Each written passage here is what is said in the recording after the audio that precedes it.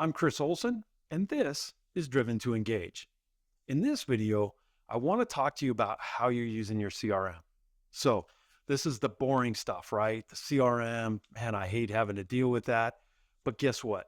For someone like me, that was very much about dealing with customers, and the problem was I couldn't remember everything that I discussed with the customer. And really, at the end of the day, where I really found success in the car business wasn't about just being able to sell car after car after car. It was being able to engage customers in a long-term relationship where I could consolidate all the information that I'd had over time. So I got in the habit of documenting every interaction that I had with a customer for a couple of reasons. One, I want to protect myself. If y'all are doing all this hard work and you don't protect yourself in the CRM, you're going to get cut up. And I don't know how your dealership's set up. Typically, it's 72-hour protection. And so I want to make sure I'm constantly engaging with the customer and documenting that in the system. You got to look at it that way, first and foremost. Secondly, I want to promote a positive customer interaction. Imagine you have a day off and the customer has some time pop up and they just walk into the store and they want to pick up where you left off, but you're off taking your 2 days doing whatever it is that you're doing.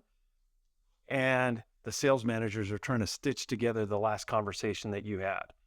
So the best way to do that is to document everything that you've done, even if you've got to create a template of certain topics that you want to cover.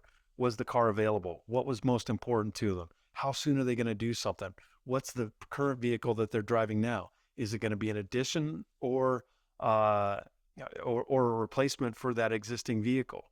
All these things I want to document in the system. The more I've got in there, the easier it is for the other salesperson, the sales managers to pick up your deal and run with it.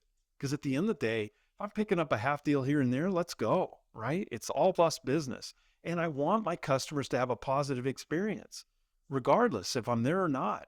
So I see stuff online sometimes like, you're not a professional if you have half deals. Like that to me is insane. You are a professional when you're picking up those half deals because you're documenting everything that you're doing and you're using the CRM to do it. The third thing is that I'm using my CRM to follow up and one, check in on the customer after they bought their car. How's everything going? Hey, great. I understand.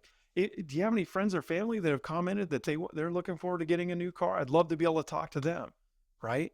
So it's asking these questions, creating that relationship where they look proactively to send you their friends and family to buy cars, and that they're looking forward to dealing with you the next time, and that you're constantly setting a reminder to tell yourself what you're going to do next. So now let's go back to working our prospects. A couple things that I would always do. One, I'm always going to create a custom description for what I want to do. Every time I have a conversation with a customer, I want to tell myself right now, what's my goal the next time? What's my plan? And answer the question, why? Why on this conversation was I not able to set the appointment? Now you might think, well, Chris, I'm not going to set an appointment with every customer every time I talk to them.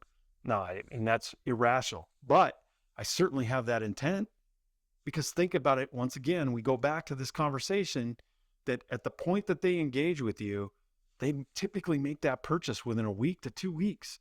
So it's go time. That urgency is now. So it's up to you to make that happen.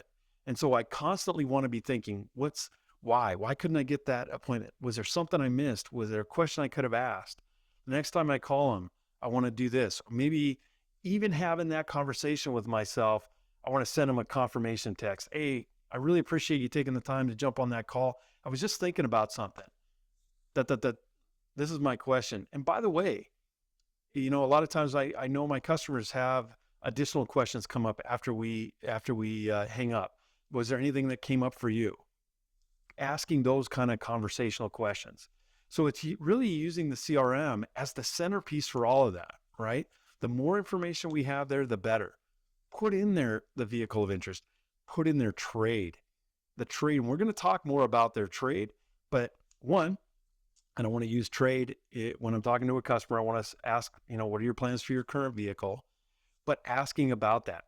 A lot of times your fastest path to the appointment is not the car they're buying, but the car that they're replacing. So in the CRM, that's where we're housing all this information. If it's an appointment, I want to say, that it's an appointment on this stock number.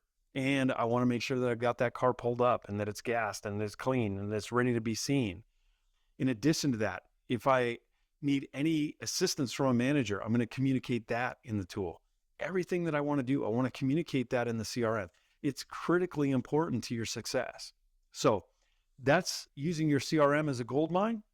And the only way you get the best out of it, the way you get the best yield on your CRM is putting the work in. That's all it is. So there you have it. That's working your CRM, and we'll see you on the next video.